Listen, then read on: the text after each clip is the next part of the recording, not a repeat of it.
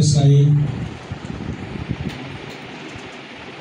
औपचारिकता दिँदै अध्यक्षता ग्रहण गरिदिनुको लागि पान प्रिन्सिपल एसोसिएसन नेपाल संयुक्त सभाका अध्यक्ष श्री कुबेर प्रसाद भेटवालजीलाई आजको संयोजक एवं अध्यक्षज्यूको रूपमा भूमिका निर्वाह गर्नुको लागि हार्दिक अनुरोध गर्न चाहन्छु।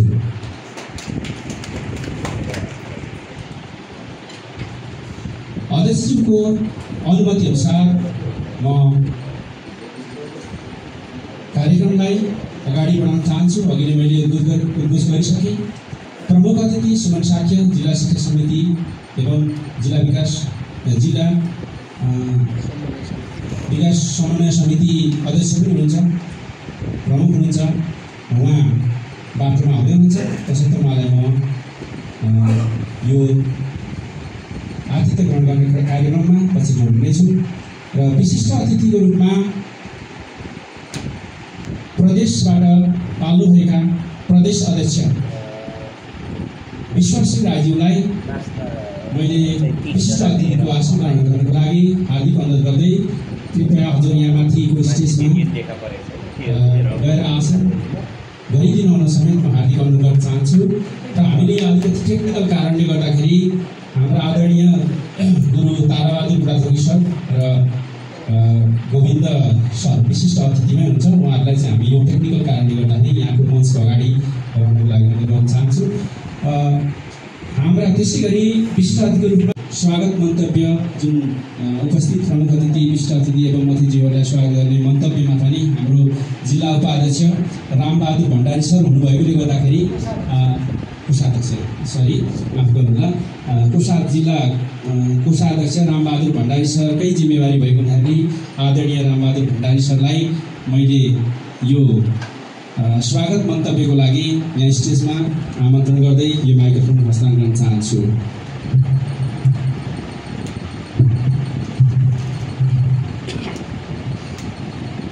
यस कार्यक्रमका अध्यक्षज्यू, प्रमुख अतिथि जिल्ला समन्वय समितिका सभापति सुमन साक्यज्यू, विशिष्ट अतिथि खतर नगरपालिका शिक्षा शाखा प्रमुख दीपक गुरुज्यू, त्यसै गरेर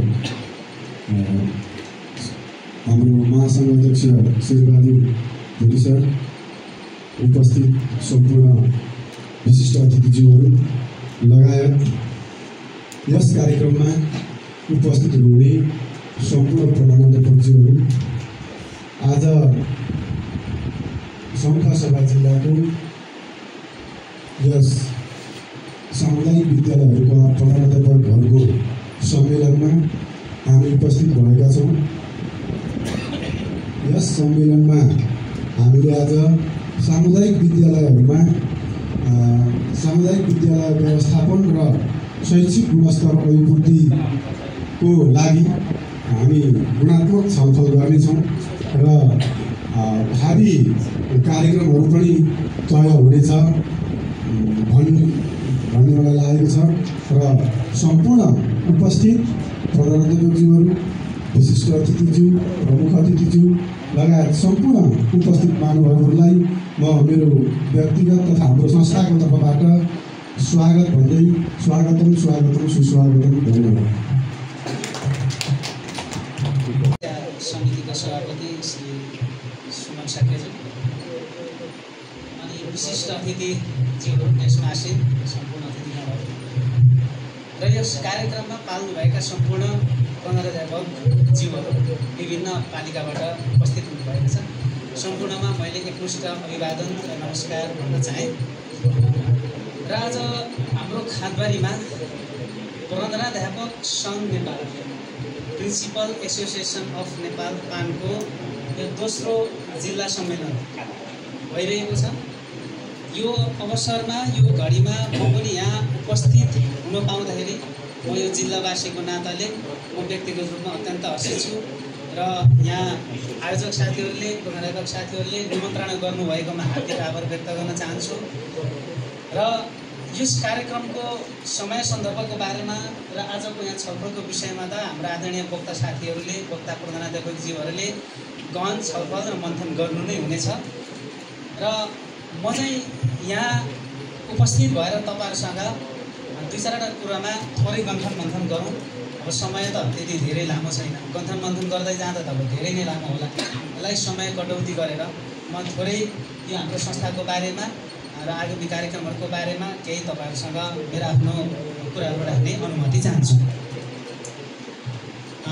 हाम्रो देशमा शिक्षा र शिक्षण संस्था सम्बद्ध विभिन्न सङ्घ सङ्गठनहरू गठन भएका छन्, निर्माण भएका छन्, काम गरिरहेका छन्। र यसको अर्थ यो होइन कि हाम्रो प्रधानाध्यापकहरूको यो संस्था चाहिँ अहिलेसम्मको कुनै पनि कार्यक्रममा 12 जना अतिथि हुन्थे, अब 13 जना हुने भयो भन्ने अर्थ चाहिँ होइन। त्योसँग हामीले त्यति सरकार राखेका छैनौँ। र यो संस्था हामीले स्थापना गरेको ठ्याक्कै 1 वर्ष भयो। 1 वर्ष पहिला केन्द्रमा स्थापित भएर हामीले बिस्तारै जिल्ला र पालिकाहरूमा पुर्याउने जमर्कोमा छौँ। यो 1 वर्षको अवधिमा संस्थालाई विस्तार गर्ने, सङ्गठनलाई विस्तार गर्ने कुरामै हामी अलमलमा भइरहेका छौँ। र हाम्रो संस्थाको नाम चाहिँ अङ्ग्रेजीमा प्रिन्सिपल एसोसिएसन अफ नेपाल, छोटकरीमा PAN, पान, नेपालमा चाहिँ प्रधानाध्यापक सङ्घ नेपाल भन्ने रहन गएको छ। के भयो भनेदेखिलाई चाहिँ सामुदायिक विद्यालयको श्रीवृद्धि, उन्नयन, उन्नति र समृद्धि र विकासको लागि चाहिँ सबैभन्दा की पर्सन भन्ने चाहिँ को रहेछ भन्दा प्रधानाध्यापक। हामी त ठोक्कका साथै भन्छौँ कि कुनै पनि विद्यालय यदि राम्रो छ भने, कुनै पनि विद्यालयले यदि प्रगति गरेको छ भने त्यो त 90% भूमिका त प्रधानाध्यापककै हो। अब हुन त यहाँ हाम्रा अधिकृत ज्यू पनि हुनुहुन्छ, यहाँ प्रमुख अतिथि हुनुहुन्छ, हाम्रो भूमिका चाहिँ खै भनेर भन्नु होला हैन। तर हामीले आफूले दाबी गर्दाखेरि हामीले भोगिरहेको र देखिरहेको यो समस्या समाधानको लागि र विद्यालयले गरेको प्रगतिको लागि हाम्रो प्रधानाध्यापकहरूको सबैभन्दा महत्त्वपूर्ण भूमिका रहन्छ।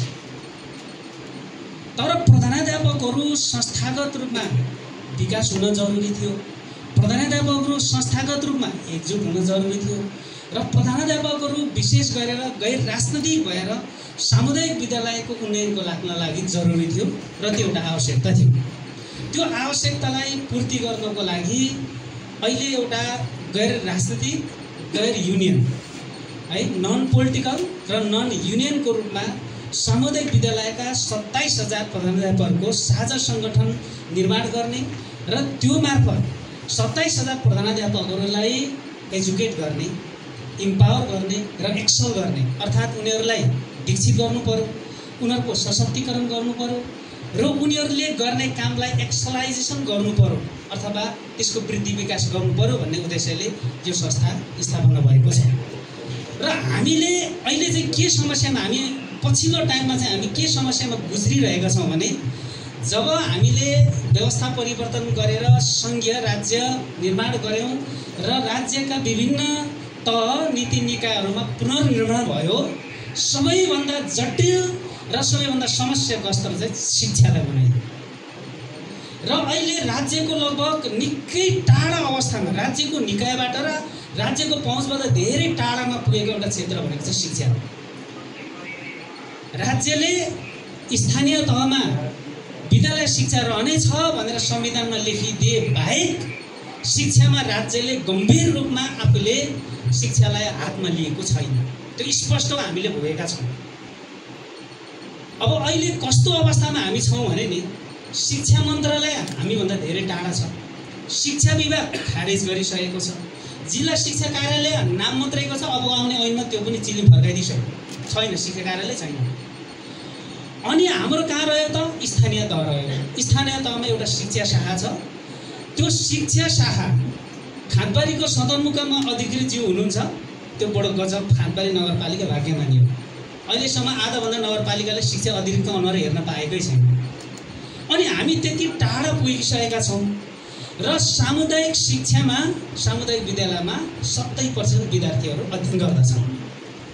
यो अवस्थामा अब सार्वजनिक शिक्षालाई धान्नको लागि, सामुदायिक विद्यालयको शिक्षणलाई, पठन पाठनलाई धान्नको लागि प्रधानाध्यापक बाहेक अर्को बहादुर मान्छे देखिएन। त्यसो भए अब हामी प्रधानाध्यापकहरू बहादुर हुनको लागि र सार्वजनिक शिक्षालाई, यो हाम्रो पुर्खौली संस्थालाई धान्नको लागि हामी एकजुट नभइकन त्यो पनि नन पोलिटिकल भएर नन युनियन भएर हामीले शुद्ध विशुद्ध पेशागत विकासको लागि एकजुट नभइकन नहुने अवस्था सिर्जना भएको महसुस भएकोले यो संस्था स्थापना भएको। अब हामी कति दुःख अवस्थामा छौँ भने नि प्रधानाध्यापकको वृद्धि विकास नगरिकन विद्यालयको वृद्धि विकास हुँदैन। यो स्वयं सिद्ध तथ्य हो। यसलाई प्रमाणित गर्न कुनै सूत्र फर्मुला लाउनु पर्दैन, किनभने प्रधानाध्यापक नेता हो। जसरी रेलको एउटा इन्जिन सबल छ भने त्यसका बाँकी डिब्बाहरू जतिसुकै दुर्बल भयो भने इन्जिन त्यो रेलले राम्रो सेवा प्रदान गर्छ। त्यसै गरी प्रधानाध्यापक राम्रो छ भने जतिसुकै दुर्बल विद्यालय पनि राम्ररी सञ्चालन हुन्छ। हाम्रा प्रधानाध्यापकहरूलाई सबल बनाउनको लागि राज्यले उसको वृद्धि विकास गर्नको लागि के कस्ता नीतिहरू छन्, के कस्ता निकाय छन् भन्दा हातमा जिरो। पहिला त यहाँ एउटा तालिम केन्द्र भन्ने हुन्थ्यो, 29वटा तालिम केन्द्र, 56वटा उपतालिम केन्द्रहरू थिए। अहिले त जम्मा 7वटा तालिम केन्द्र बनाइदिएका छन्। हेर्नुहोस् है, पूर्वमा हाम्रो कोशी प्रदेशमा जम्मा एउटा तालिम केन्द्र छ, त्यो पनि सुनसरीमा। जम्मा त्यहाँ 8-9 जना दरबन्दी छन् अधिकृतका। अनि हामी पूर्वमा लगभग 4000 जना प्रधानाध्यापकहरू छौँ। ल मानौँ यो प्रधानाध्यापकहरूलाई 7-7 दिनको ट्रेनिङ दिएर खतरा हेडमास्टर बनाउनु पर्यो भनेर राज्यले नीति बनायो भने यो 4000 प्रधानाध्यापकलाई त्यो सुनसरी एउटा तालिम केन्द्रले तालिम दिँदा हाम्रो पालो कति दिनपछि आइपुग्ला? हिसाब गर्दा मेरो चाहिँ रिटायर हुँदा पनि नपुग्ने रहेछ। किनभने त्यसले वर्षमा 30वटा मात्रै तालिम दिँदो रहेछ, 30 जनालाई मात्रै, र वर्षभरिमा 3वटा जति सेसन हुँदो रहेछ। जम्मा 120 जना प्रधानाध्यापकलाई वर्षभरिमा तालिम दिएर यो 4000 प्रधानाध्यापकको पालो कहिले आइपुग्छ? यस्तो अवस्थामा राज्य छ। त्यसो भएको हुनाले अब हामी चाहिँ आफै एकजुट भएर हामी आफैलाई एक्सल गरेर एजुकेट गरेर इम्पावर गरेर अगाडि बढ्न सकियो भने अब सार्वजनिक शिक्षा हामी धान्न सक्छौँ। यसको हाम्रो पुर्खौली इज्जत बचाउन सक्छौँ। होइन भने सार्वजनिक शिक्षा एकदम भिरोको चिन्डो भइरहेको छ। त्यसको जुइनो चोड्ने बित्तिकै यो भिरमुनि कहाँ पुग्छ थाहा छैन। राज्यले अहिले बनाउँदै गरेको नीति, अहिले बनाउँदै गरेको ऐनहरूले त्यही देखाउँछ। त्यसैले हामी अब यो पेसामा लागिसक्यौँ, विद्यालय हामीले स्थापना गऱ्यौँ र विद्यालय चलाइरहेका छौँ भने अब यसलाई बचाउनको लागि पनि हामी एकजुट हौँ। र यो एकजुट भइसकेपछि अब हामीले गर्ने के हो त भन्दाखेरि अब हामीले गर्ने भनेको हामीले नै अब शिक्षित बनाउने हो। यो प्रधानाध्यापक भएर विद्यालय चलाउने समस्याहरूमा भएका नयाँ नवीनतम ज्ञान सिपहरू हामी 200 जना मध्येमा 100 जना, 1 जनामा छ भने त्यो हामीमा सेयर हुनु पर्यो। 200 जना मध्येमा 5 जनामा छ भने त्यो कुरा हामीमा सेयर हुनु पर्यो। र त्यसको लागि एउटा फोरम चाहियो र त्यो फोरममा हामी भेला हुने, हामी गोष्ठी सञ्चालन गर्ने, हामी तालिम सञ्चालन गर्ने, हामी भिजिटहरू गर्ने, विभिन्न निकाय दात्री निकाय एजेन्सीहरूसँग सहकार्य गरेर हामीलाई नै अब इम्पावर गर्ने परिस्थितिमा आइपुगेका छौँ। र त्यही समस्या समाधान गर्नको लागि त्यसैको लागि यो प्रिन्सिपल एसोसिएसन अफ नेपाल प्रधानाध्यापक सङ्घ नेपाल गठन भएको र अहिले 77 जिल्लामा यो गठन भइसकेको छ र 1 वर्ष भयो। हाम्रो आवश्यकता त्यसरी सिर्जना भएको हो र हामी त्यसरी यो संस्थालाई हामीले अहिले अगाडि बढाइरहेका छौँ।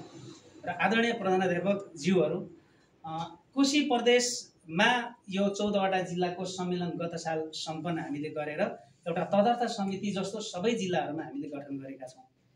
र त्यसमा के भयो भने अब 14 जिल्लाबाट आउनुभयो साथीहरू, होइन कहीँ केटाको विराटनगरमा बस्छस्, अलिकति यसो 14 जिल्लामा सूत्र सम्पर्क होला कि जस्तो काम गर्न सक्ने केटा छ, तै है यो साललाई चाहिँ तै अध्यक्ष भइदिन भनेर म ठुङ्सा जस्तो अध्यक्ष भएर अहिले काम चलाइरहेको। अब आउने अधिवेशनमा 14 जिल्लाका उत्कृष्ट प्रधानाध्यापकहरू भेला भएर अधिवेशन गरेर हामी एउटा चुस्त दुस्त अर्को फेरि हामी गरौँला। अहिले हामी एउटा तथार्थ समिति जस्तो चलाइरहेका छौँ। र हाम्रो संस्थाको उद्देश्य र स्थापनाको बारेमा तपाईँहरूलाई मैले छोटो जानकारी गराइसकेँ। र यो हाम्रो संस्था चाहिँ किन नन पोलिटिकल र नन युनियन भएको भने यो चाहिँ हामी आइसिबीको हामी काउन्सिल मेम्बर हो। नेपाल आइसिबी भनेको चाहिँ इन्टरनेसनल कन्फेडरेसन अफ प्रिन्सिपल अर्थात् अन्तर्राष्ट्रिय प्रधानाध्यापकहरूको एउटा सङ्गठन छ। त्यो विश्वको 200वटा देशहरू त्यसमा सहभागी छन् र नेपाल पनि त्यसको मेम्बर भएको हुनाले अङ्ग्रेजीमै नाम राख्दाखेरि त्यहाँ बढी अट्याचमेन्ट हुने भएकोले principal of association of Nepal राखिएको है। किन पान भयो, किन चाहिँ नेपालीमा नाम भएन भन्ने कुराको एउटा जिज्ञासा यो हुनसक्छ भनेर मैले यो कुरा तपाईँलाई जानकारी गराएँ।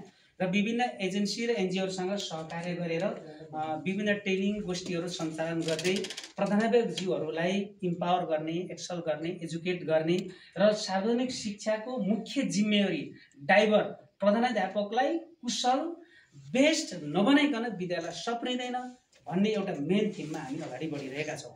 र हामीले देखेका, हामीले भोगेका, हाम्रो आफ्नै आँखाले देखेका उदाहरणहरू पनि थुप्रै छन्।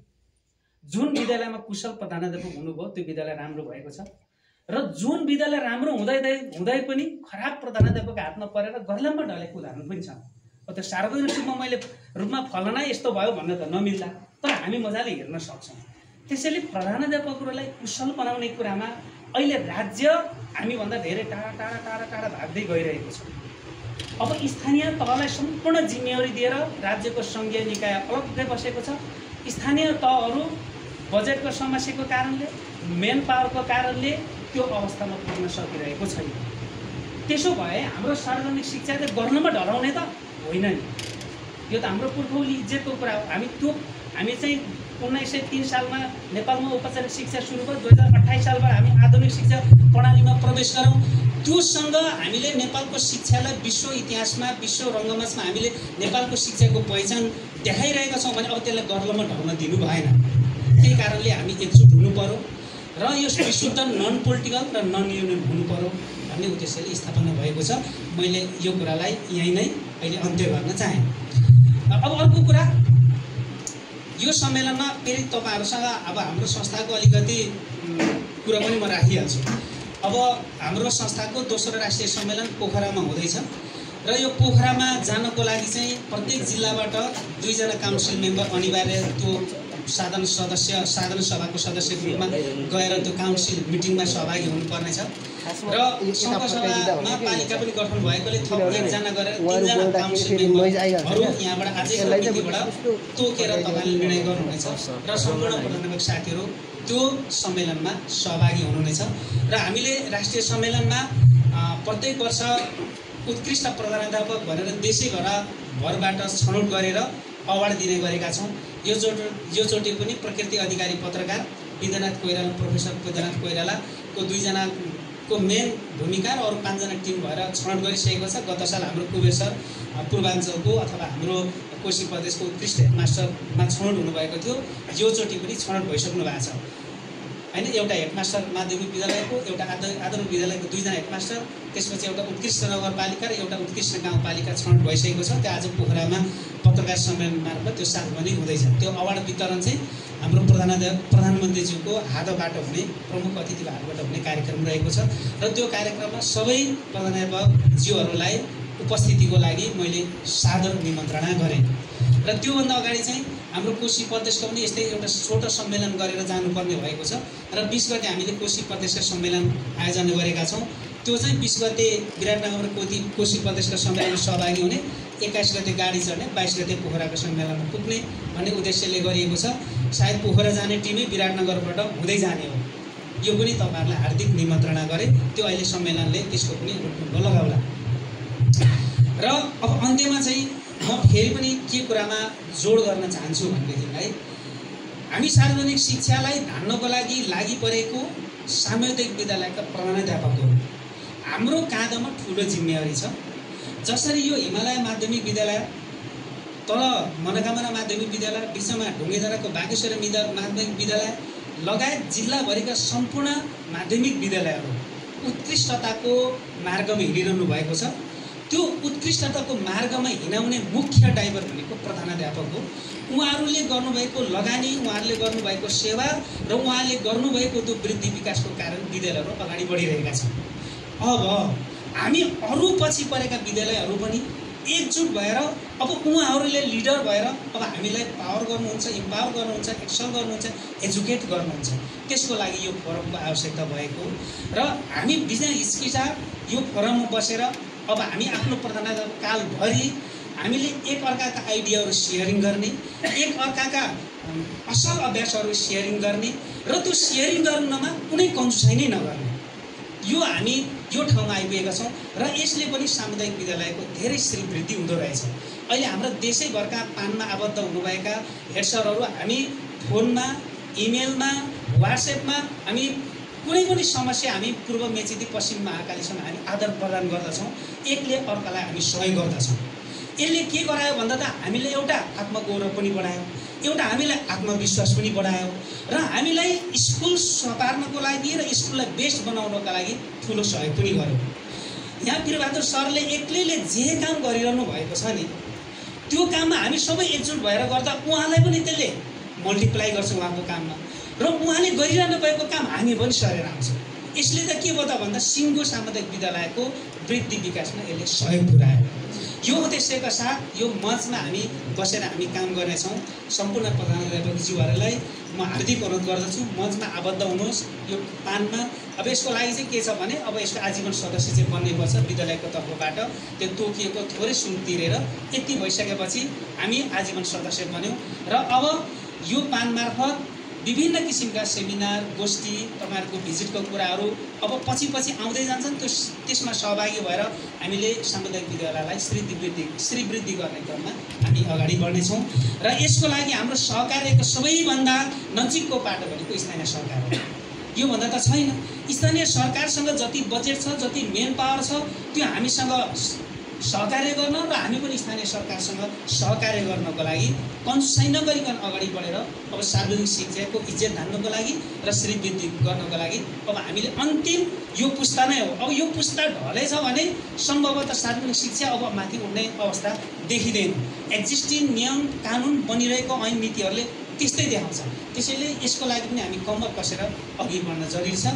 यति भन्दै म मेरो भनाइहरूलाई यही अन्त्य गर्छु र यो सम्मेलनको पुनः सफलताको शुभकामना दिन चाहन्छु। हस्, धन्यवाद, थ्याङ्क यू। गर्ने, इम्पावर गर्ने र एक्सेल गर्ने उद्देश्यका साथ स्थापना भएको र साथसाथै यो पान एसोसिएसन प्रिन्सिपल्स एसोसिएसनको प्रदेश सम्मेलन र राष्ट्रिय सम्मेलन हुने सूचना समेत जानकारी गर्नुहुँदै महत्त्वपूर्ण मन्तव्यसहित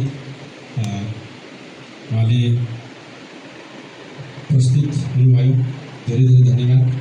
र अब हाम्रो कार्यक्रम यो महत्त्वपूर्ण जुन ब्यानरमा लिखित सामुदायिक विद्यालय व्यवस्थापन र शैक्षिक गुणस्तरमा प्यानल छलफल भन्ने रहेको छ र आजको यो सम्मेलनको जुन मुख्य विषयवस्तु नै रहेकोले गर्दाखेरि र यसलाई मन्तव्यहरूलाई हामीले खासै जोडेका छैनौँ र छलफलसँगै हाम्रो मन्तव्य जोडिनेछ आदरणीय प्रमुख अतिथि विशिष्ट अतिथिज्यूहरूको र अन्त्यमा सार तत्त्वको लागि हामीले विशिष्ट अतिथिलाई चाहिँ हामीले मन्तव्यमा राख्नेछौँ र सम्पूर्ण उपस्थित विशिष्ट अतिथि एवं अन्य अतिथिज्यूहरूको मन्तव्य यो प्यानल छलफलमै जोडिने कुरा जानकारी गर्दै यो जुन सामुदायिक विद्यालयमा शैक्षिक व्यवस्थापन र गुणस्तर सम्बन्धी छलफल अगाडि बढाइदिनको लागि हाम्रा आदरणीय सब बनाइसक्नु भएको छ। यहाँ एउटा टेबल छ हजुरको लागि, नामबारी घोषणा पत्र जारी गर्नको लागि केही बोधाहरू सिकाउनु हुन्छ। म श्री मनोकामना रत्न अम्बिका माध्यमिक विद्यालयको प्रधान अध्यापक समेत रहेको छु। आज पान सङ्घ सभाको दोस्रो जिल्ला सम्मेलनको सन्दर्भमा हामीले एउटा प्यानल डिस्कसनको विषय यहाँ प्रस्तुत गरेका छौँ र यो विषय हामीलाई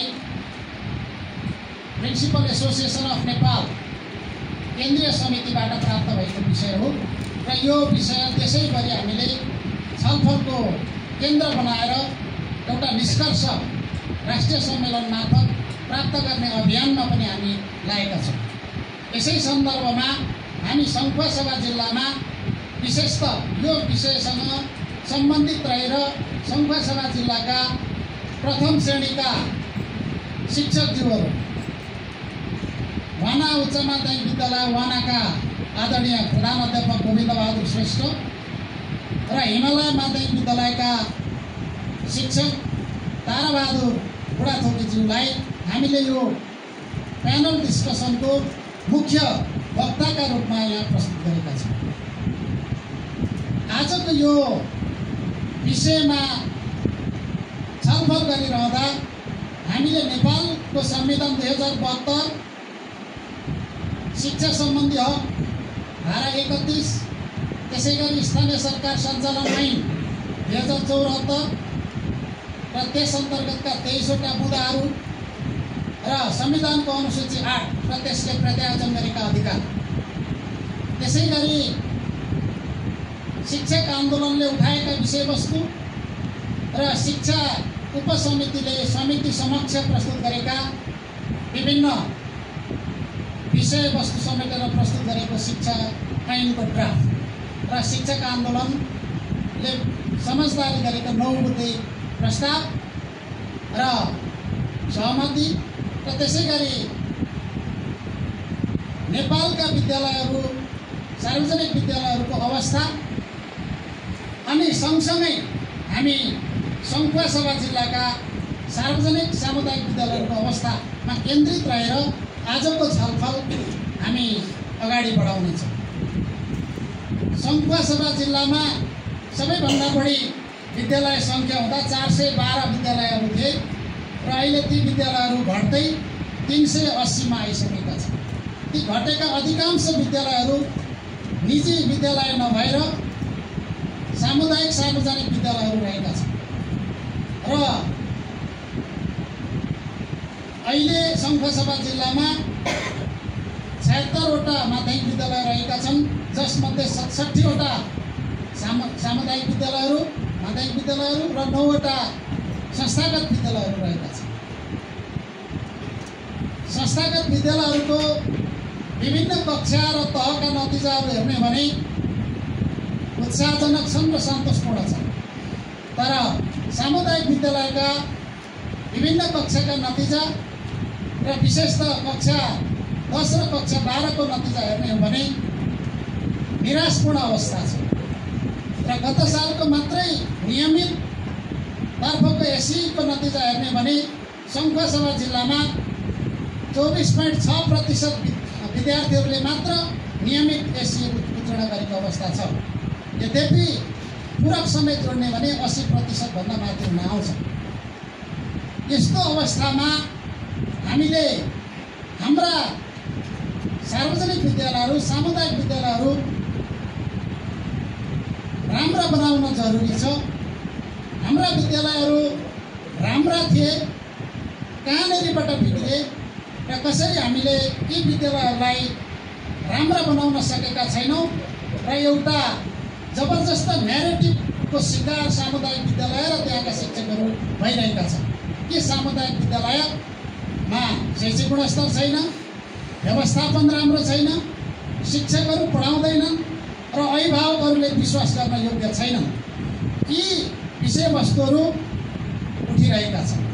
यसै सन्दर्भमा आजको यो प्यानल डिस्कसनबाट हाम्रा सामुदायिक विद्यालयलाई राम्रा सामुदायिक विद्यालय कसरी बनाउन सकिन्छ र शैक्षिक गुणस्तरलाई कसरी सुधार गर्न सकिन्छ भन्ने विषयमा केन्द्रित रहँदै हाम्रा श्रद्धेय प्रथम श्रेणीका शिक्षकद्वय गोविन्दबहादुर श्रेष्ठज्यू र ताराबहादुर श्रेष्ठज्यू ताराबहादुर बुढाथोकीज्यू प्रति म प्रश्न देखाउन चाहन्छु।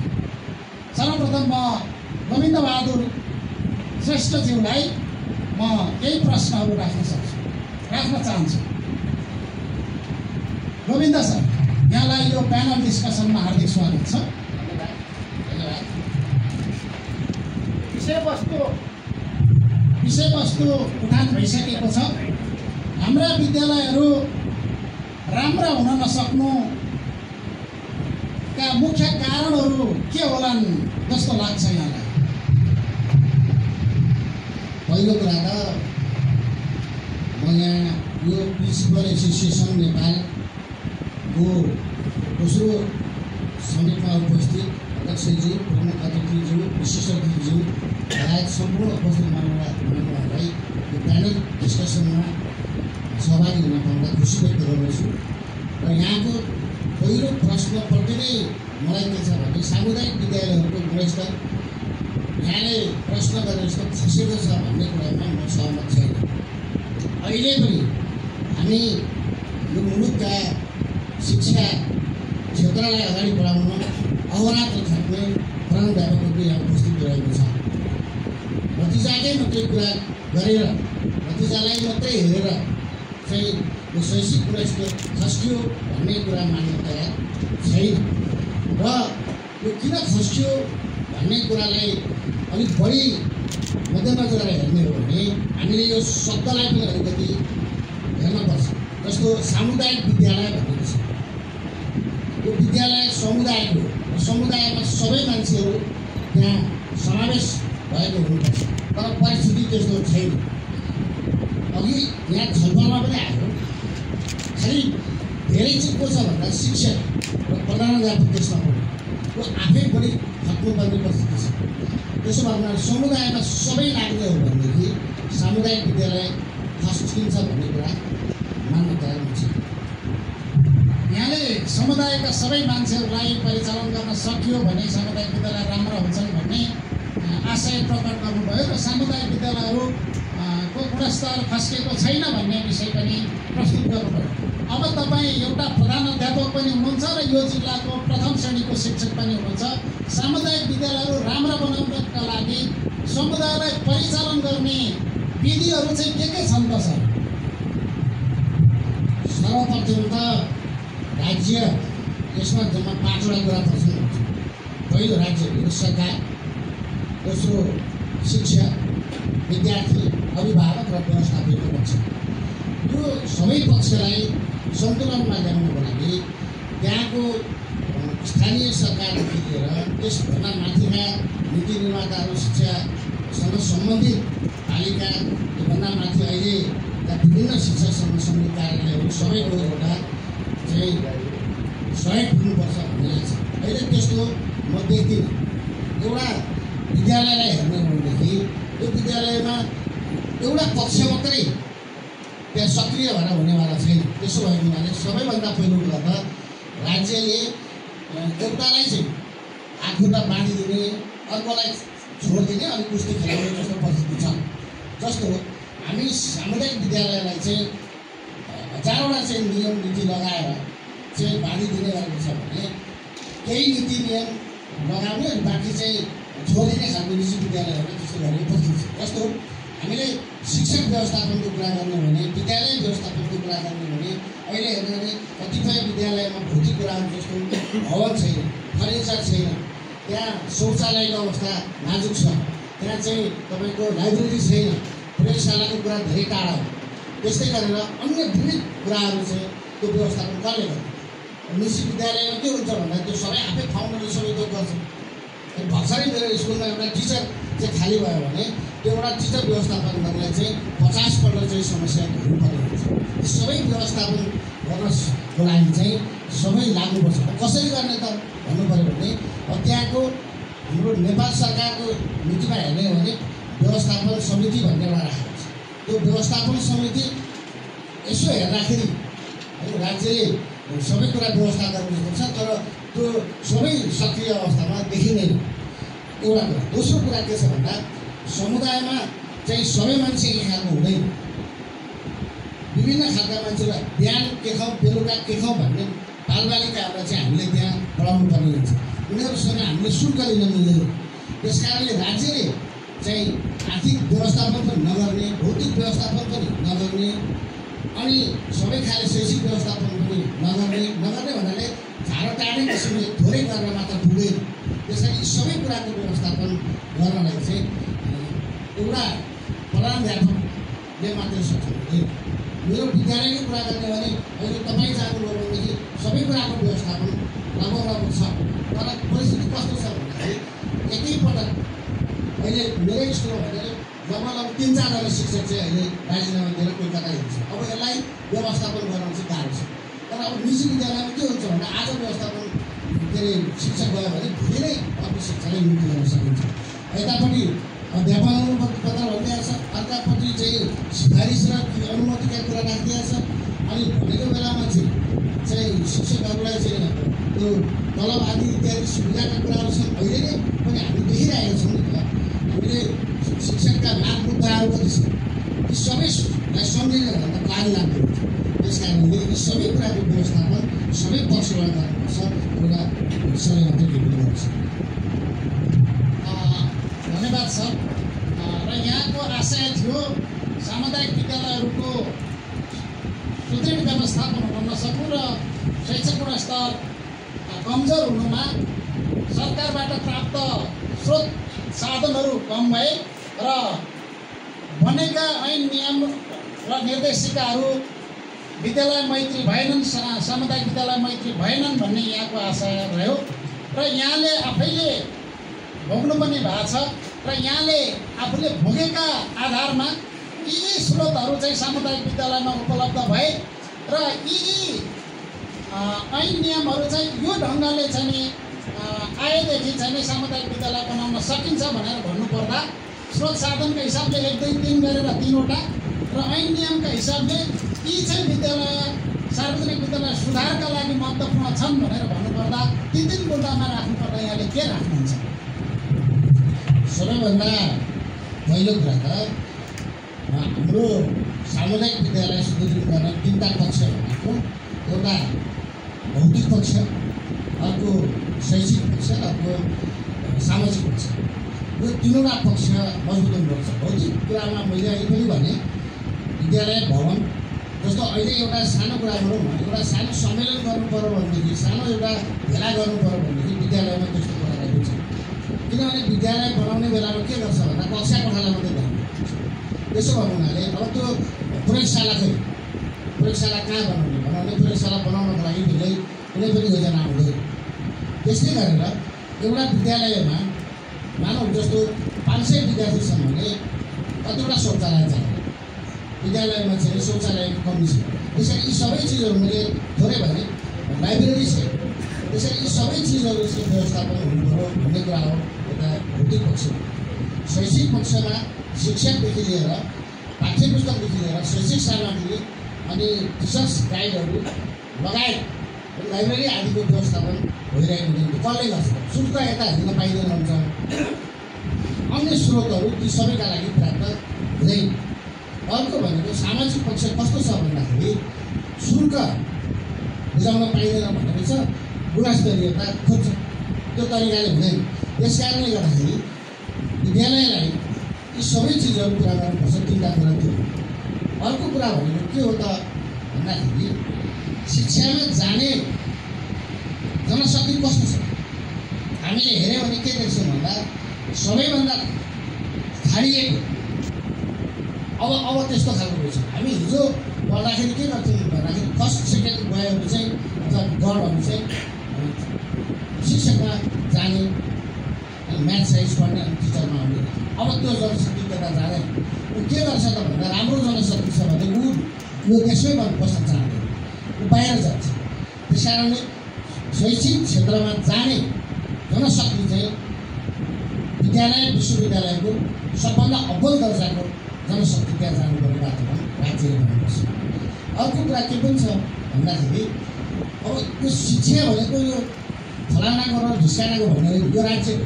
त्यस कारणले कस्तो बनाउनुपर्छ भन्दाखेरि हामीले जस्तो शिक्षकहरूले दिएको होइन, शिक्षक महासङ्घले दिएको र शिक्षाविदहरूले दिएको सुझावहरू कहिले पनि कार्यान्वयन गर्दैन। हामीले देखिरहेका छौँ।